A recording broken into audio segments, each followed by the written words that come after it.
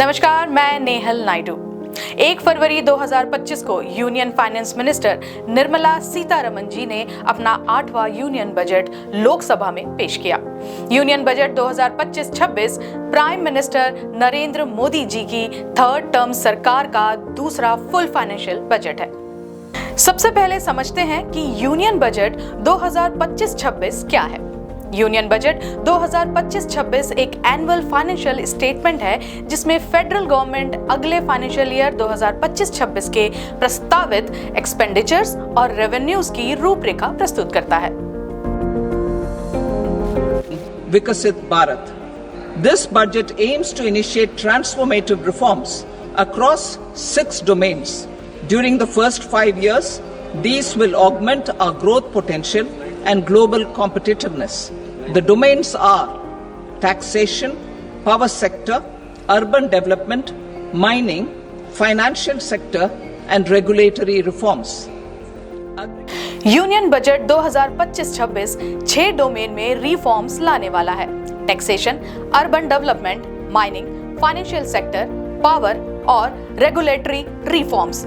ये areas government के growth, infrastructure empowerment, governance इनहैंसमेंट और सस्टेनेबल डेवलपमेंट के फोकस का केंद्रीय हिस्सा है। Micro, small and medium enterprises यानी कि MSMEs इंडिया को ग्लोबल मैन्युफैक्चरिंग हब बनाने में महत्वपूर्ण भूमिका निभा रहे हैं और देश के 45% एक्सपोर्ट्स इनके द्वारा किए जाते हैं। इनकी ग्रोथ और एफिशिएंसी बढ़ाने के लिए गवर्नमेंट MSMEs के इन्वेस्टमेंट और टर्नओवर लिमिट को बढ़ा रही है। इन्वेस्टमेंट लिमिट 2.5 टाइम्स और टर्नओवर लिमिट 2 टाइम्स तक। इससे MSMEs को स्केल अप करने, इनोवेट करने और युवाओं के लिए ज्यादा एम्प्लॉयमेंट अपॉर्चुनिटीज पैदा करने में मदद मिलेगी। पावर सेक्टर रिफॉर्म्स में इलेक्ट्रिसिटी डिस्ट्रीब्यूशन रिफॉर्म्स और इंट्रा स्टेट ट्रांसमिशन कैपेसिटी को बढ़ाने के लिए स्टेट्स को इंसेंटिवाइज दिया जाएगा। इससे इलेक्ट्रिसिटी कंपनीज की फाइनेंशियल हेल्थ और कैपेसिटी इंप्रूव होगी। स्टेट को 0.5% GSDP का अतिरिक्त कर्ज लेने की अनुमति मिलेगी, लेकिन ये कुछ सुधारों पर निर्भर होगा।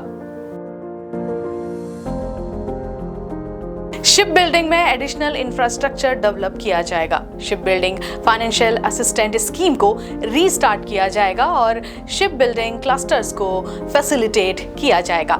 शिप्स और उसके पार्ट्स की मैन्युफैक्चरिंग पर BCD basic custom duty exemption को 10 साल तक कंटिन्यू किया जाएगा।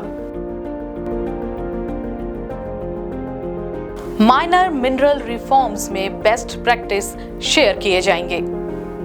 फाइनेंस मिनिस्टर ने कॉपर स्क्रैप, जिंक स्क्रैप और लेड स्क्रैप के साथ साथ 12 अन्य महत्वपूर्ण मिनरल्स को पूरी तरह से टैक्स फ्री करने का प्रस्ताव दिया है। पहले इन पर 2.5% से 10% तक की कस्टम ड्यूटी लगाई गई थी। अब उसे पूरी तरह से खत्म कर दिया गया है। अब इन पर कोई इंपोर्ट ड्यूटी नहीं लगेगी। इसके अलावा EV बैटरी मैन्युफैक्चरिंग के लिए 35 और गुड्स और मोबाइल फोन बैटरी निर्माण के लिए 28 और वस्तुओं को छूट प्राप्त कैपिटल गुड्स की लिस्ट में शामिल किया गया है। Flat rolled stainless steel products जो 600 mm या उससे ज्यादा विड्थ के होते हैं, उन पर टैरिफ रेट 22.5% से घटाकर 15% कर दिया गया है। ये चेंज 2 फरवरी 2025 से इफेक्टिव होगा, लेकिन इफेक्टिव ड्यूटी रेट 7.5% में कोई चेंज नहीं हुआ है। फाइनेंस मिनिस्टर ने ईज ऑफ डूइंग बिजनेस को बढ़ाने के लिए एक समिति का गठन किया है जो नए सुधारों की सिफारिश करेगी।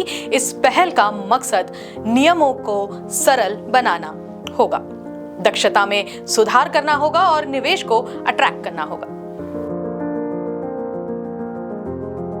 एक्सपोर्ट्स को प्रमोट करने के लिए एक मिशन सेटअप किया जाएगा जिससे एक्सपोर्ट क्रेडिट आसान हो। इंटरनेशनल ट्रेड के लिए डिजिटल पब्लिक इंफ्रास्ट्रक्चर बनाया जाएगा जिससे फाइनेंशियल सॉल्यूशन मिल सके। डोमेस्टिक मैन्युफैक्चरिंग को ग्लोबल सप्लाई चेन से जोड़ने के लिए सपोर्ट दिया जाएगा। ईच इंफ्रास्ट्रक्चर रिलेटेड मिनिस्ट्री 3 साल की परियोजना और योजना तैयार करेगी, जिसे पब्लिक प्राइवेट पार्टनरशिप यानी पीपीपी मोड में लागू किया जा सकता है। स्टेट्स को भी इसके लिए इनकरेज किया जाएगा और वो India infrastructure project development fund scheme का सपोर्ट ले सकते हैं ताकि वो अपने पीपीपी प्रपोजल्स को तैयार कर सकें। ये तो था आज का एक्सप्लेनर बजट के ऊपर। हमारे चैनल को सब्सक्राइब करें, लाइक करें, शेयर करें और अपने व्यूज हमें बताएं।